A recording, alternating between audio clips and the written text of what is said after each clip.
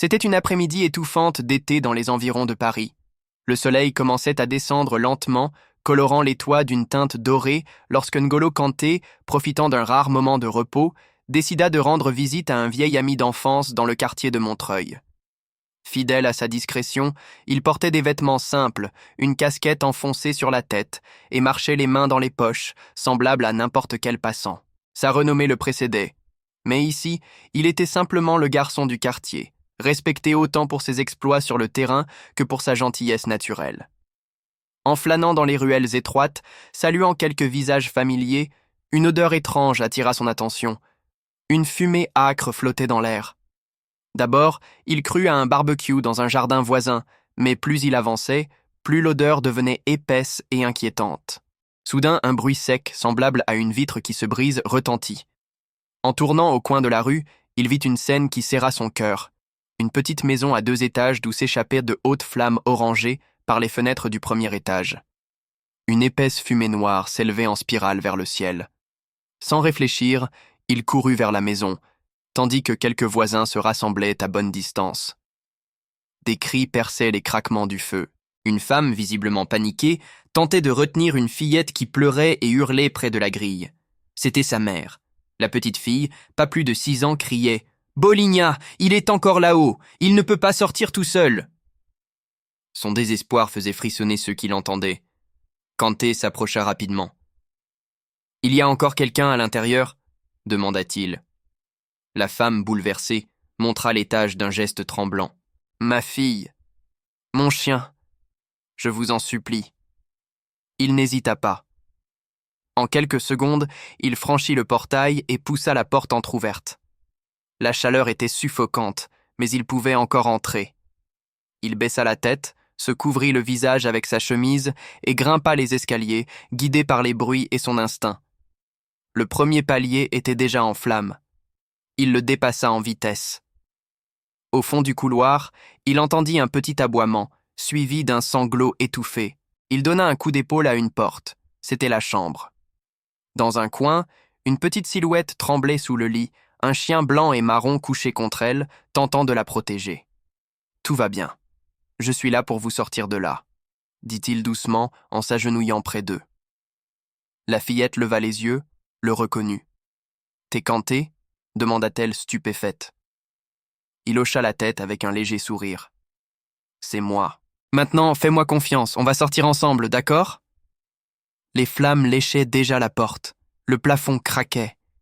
Il souleva l'enfant dans un bras, le chien dans l'autre, le serrant fort contre lui. L'animal était lourd, mais Kanté avait porté bien plus sous pression. Il redescendit le couloir devenu un tunnel de fumée. L'escalier menaçait de s'écrouler sous ses pas, mais il tenait bon. À peine eut-il atteint le dernier marchepied qu'une partie du garde-corps s'effondra. Il fonça vers la sortie, donna un coup d'épaule à la porte et fut englouti par une bouffée d'air brûlant. Dehors, les voisins reculèrent en le voyant surgir du brasier. Il tomba à genoux sur la pelouse, toussant, le visage couvert de suie. Mais il souriait. La fillette courut vers sa mère qui l'accueillit en larmes. Le chien remuait la queue, aboyant de joie. Kanté s'assit sur le trottoir, le souffle court. Un pompier s'agenouilla à ses côtés. « T'es fou ?» lança-t-il, mi-soulagé, mi-admiratif. Kanté haussa les épaules, regardant la maison en feu. « Je pouvais pas les laisser là-dedans. Personne ne devrait rester seul dans les flammes. » La fumée s'élevait encore au-dessus des toits de Montreuil lorsque les pompiers prirent enfin le contrôle des flammes. Les jets d'eau frappèrent la maison calcinée, tandis que des curieux, les yeux écarquillés, murmuraient l'un à l'autre ce qu'ils venaient de voir. Un homme, un simple passant, ou plutôt un footballeur célèbre mais si discret qu'on aurait pu l'oublier, venait de sauver une enfant et un chien d'une mort certaine, et ce héros, c'était N'Golo Kanté, assis sur le bord du trottoir, les bras couverts de suie, la respiration encore sifflante, Kanté tentait de retrouver son calme. Il tenait la fillette, Amina, par la main, tandis que Boligna, le chien, reposait sa tête sur sa jambe. La mère de la petite n'arrêtait pas de le remercier, entre larmes et sourires tremblants. « Je ne sais pas comment vous remercier. Vous avez sauvé ma vie. Vous avez sauvé la sienne et celle de Boligna. » Il répondit simplement, dans un souffle, « Elle n'était pas seule. Je n'ai fait que ce que n'importe qui aurait dû faire. » Un pompier s'approcha, visiblement impressionné. On ne voit pas ça tous les jours. T'as failli y rester, tu sais? Kanté leva les yeux vers lui, puis vers la maison à moitié effondrée. Mais ils sont sortis vivants. Transporté par précaution dans une ambulance pour vérifier ses constantes, Kanté accepta l'oxygène qu'on lui proposait, mais refusa l'hospitalisation. « Je vais bien, juste un peu de fumée. » Le personnel médical, habitué à des réactions plus nerveuses, le regardait avec une sorte de respect muet. Pendant ce temps, la nouvelle se propageait. Un passant avait filmé le moment où Kanté sortait de la maison, l'enfant dans un bras et le chien dans l'autre. La vidéo fit rapidement le tour des réseaux sociaux. En quelques heures, son visage couvert de suie et son regard calme devinrent symboles d'un courage pur. Les commentaires affluaient. Un vrai héros, pas seulement un champion sur le terrain. Voilà pourquoi tout le monde aime Kanté. Le lendemain, les médias s'emparèrent de l'histoire. Les chaînes d'information, les journaux, les émissions matinales, tous voulaient en parler. Mais Kanté, fidèle à sa nature, évita les projecteurs. Lorsqu'un journaliste réussit à l'interpeller à l'entrée du centre d'entraînement, il répondit poliment, sans détour « Je ne suis pas un héros. Il y avait une enfant en danger. Vous auriez fait la même chose. » Son club, cependant, ne resta pas silencieux. Lors d'une conférence de presse improvisée, le président déclara « Kanté a montré une fois de plus qu'il est un modèle, non seulement pour nos jeunes joueurs, mais pour toute la société. » Le club proposa de soutenir la reconstruction de la maison de la famille d'Amina. Les supporters, émus, lancèrent une cagnotte qui atteignit des milliers d'euros en moins de 24 heures. Kanté, toujours modeste, se rendit souvent sur le chantier de reconstruction. Il ne venait pas en star, mais en voisin. Il apportait du café aux ouvriers, jouait au ballon avec les enfants du quartier et prenait le temps d'écouter les récits des anciens, comme s'il n'avait jamais quitté Montreuil. Il devint une figure encore plus aimée, plus réelle. Mais l'histoire ne fit pas que des éloges. Certains analystes critiquèrent son comportement. Il aurait pu mourir, et si le plancher s'était effondré? Un sportif de haut niveau n'a pas à risquer sa carrière comme ça. D'autres l'accusèrent de vouloir se faire remarquer. Kanté, fidèle à lui-même, ne répondit à aucune attaque. Il continua simplement à vivre comme il l'avait toujours fait. Amina, de son côté, parlait de lui comme d'un ange. « Il est apparu au moment où j'avais le plus peur. Je croyais qu'il venait du ciel. » Elle dessinait des images de Kanté, elle et Boligna, tous les trois main dans la main. Un de ces dessins fut accroché à la mairie avec une légende écrite par elle-même. « Mon ami Kanté, mon héros pour toujours. » Quelques semaines plus tard, la mairie organisa une cérémonie pour le remercier officiellement. D'abord hésitant, Kanté finit par accepter après que la mère d'Amina lui remit une enveloppe contenant une lettre. Dans cette lettre, Amina avait écrit « Je veux que tout le monde sache que tu m'as sauvé, que tu as sauvé Boligna, et que je t'aime beaucoup. » Le jour venu, la petite place centrale fut décorée de fanions et de photos du moment héroïque. Sur le podium, aux côtés du maire, Amina tenait fermement la main de Kanté.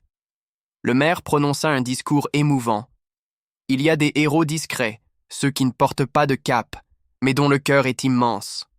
Aujourd'hui, Montreuil honore l'un de ses fils les plus courageux. À la fin, Kanté reçut une médaille honorifique de la ville. Il la regarda un instant, puis la remit doucement dans la main d'Amina. « Elle est à toi. Tu as été très brave aussi. » L'événement fut couvert par tous les médias nationaux. Mais ce qui toucha le plus les gens fut le moment où Amina sauta dans les bras de Kanté, l'embrassa sur la joue et lui glissa à l'oreille « Tu es mon miracle ». Depuis ce jour, la silhouette de Kanté traversant les flammes était bien plus qu'une image virale. Elle était devenue un symbole, celui de la bravoure sincère, du cœur pur, d'un homme capable de s'oublier pour sauver ceux qui ne peuvent se défendre. Et dans les rues de Montreuil, sur les murs des écoles et dans les récits des enfants, son nom résonnait autrement. Non plus seulement comme celui d'un champion du monde, mais comme celui d'un homme qui, un jour d'été, avait choisi de plonger dans le feu pour que l'innocence puisse vivre. Le soleil déclinait lentement sur Montreuil, projetant une lumière dorée sur les façades fraîchement repeintes et les volets désormais ouverts de la maison reconstruite. Quelques semaines avaient passé depuis l'incendie, mais l'émotion était toujours palpable dans le quartier. Là où il y avait eu cris, flammes et panique, il n'y avait maintenant que vie, rires et gratitude. Amina courait pieds nus sur le petit jardin refait à neuf, Boligna sur ses talons, aboyant joyeusement. Un cerf-volant flottait au-dessus d'elle, décoré de couleurs vives et d'un dessin d'elle, de Boligna et de Kanté, tenant chacun une main de l'autre. Sa mère les observait depuis la terrasse, un sourire paisible aux lèvres. Elle n'avait pas cessé de remercier la vie depuis ce jour, et surtout cet homme discret, qui sans rien attendre en retour, leur avait offert un nouveau départ. Kanté venait les voir souvent, sans prévenir, comme un ami de la famille. Il apportait des livres pour Amina, des friandises pour Boligna, et parfois des gâteaux faits maison par sa propre mère. Il aidait à planter des fleurs, à fixer une étagère ou simplement à boire un café en silence, profitant de la chaleur retrouvée de ce foyer qu'il avait sauvé. Un jour, alors qu'ils étaient tous réunis autour d'un pique-nique improvisé, Amina lui tendit un petit cahier. « C'est mon journal, dit-elle. Je t'ai mis dedans. Tu veux lire ?» Sur la première page, un dessin montrait Kanté en cape, entouré de flammes, avec l'inscription « Mon héros de tous les jours ». Il feuilleta doucement, touché par les mots simples mais profonds que la fillette avait écrits. Elle racontait sa peur, sa confiance en lui, et le rêve qu'elle avait eu ensuite. Celui où Kanté emmenait les flammes au ciel, pour qu'elles ne fassent plus de mal à personne. « Tu devrais écrire un livre, Amina, dit-il, la voix douce. Elle répondit « Je vais l'écrire, et tu seras le héros. » Pendant ce temps, la ville avait décidé d'ériger une fresque murale en hommage à ce moment devenu légende. Sur le mur d'une école, des artistes locaux peignirent la scène symbolique. Kanté portant Amina et Boligna hors du feu, les entourant d'un manteau bleu orné d'étoiles, un clin d'œil à ses titres mondiaux, mais surtout à sa grandeur humaine. L'œuvre fut inaugurée en présence d'élèves, d'enseignants, de voisins, et de Kanté lui-même, bien sûr, gêné par tant d'attention. Lors de l'inauguration, une élève lut un poème qu'elle avait composé. Il a couru sans armure, sans promesse ni drapeau. Il a couru parce que son cœur lui a dit « il faut ». Dans le feu, il a vu la vie et non la peur, et en sortant, il a laissé derrière lui l'odeur de l'honneur. Kanté remercia d'un geste timide, les yeux brillants. Il n'aimait pas les discours. Il préférait les silences qui disent tout. Les mois passèrent. La ferveur médiatique s'estompa, comme toujours. Mais pas l'impact. À Montreuil, les enfants jouaient désormais en se criant « Je suis Kanté !» quand ils se lançaient dans des missions imaginaires de sauvetage. À l'école, une nouvelle tradition vit le jour.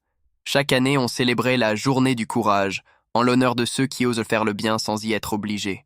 Et Kanté ? Il continua à jouer au football avec la même passion, la même humilité. Il refusait toujours les interviews à sensation, mais acceptait celles où il pouvait parler d'éducation, de respect, de solidarité. Lorsqu'on lui demandait ce qu'il retenait de ce jour d'été, il répondait souvent « Ce que j'ai sauvé, ce n'était pas seulement une vie, mais une lumière. Et cette lumière m'a éclairé aussi. » Un soir, après un match à l'extérieur, il reçut un message vocal sur son téléphone. « C'était Amina. Bonsoir Kanté, j'espère que t'as marqué un but. Moi, aujourd'hui, j'ai appris à nager. Maman dit que je suis courageuse. Je lui ai dit que je tiens ça de toi. » Il écouta le message plusieurs fois, puis, regardant par la fenêtre du bus qui le ramenait, il sourit. Le monde continuait de tourner, plein de défis, de douleurs, mais aussi, parfois, d'histoires comme la leur. Et dans cette histoire, il n'y avait pas de cap, pas d'effets spéciaux. Juste un homme, un cœur immense, une décision faite en quelques secondes et deux vies changées à jamais.